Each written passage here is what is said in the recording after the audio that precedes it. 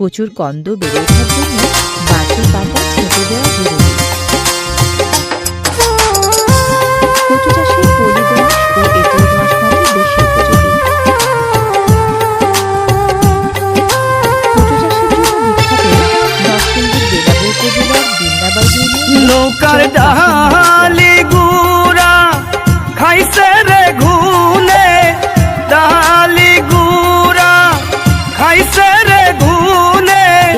কোন দিন জানো যাই গলো তোর ভাঙা নৌকায় কেমনে দিস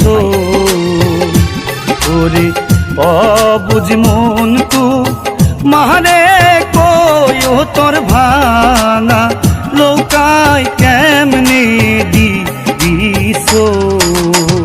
ক্ষেত থেকে ওঠানোর পর 4টি করে কচু একত্রে গড়তে ফেলা হয়।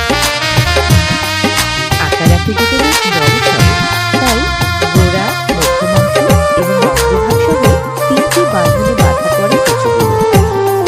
মূলত পরিবহন এবং বিক্রি বার্তার হিসাব ঠিকঠাক রাখতেই আষ্টি বৃষ্টির এই বাঁধন।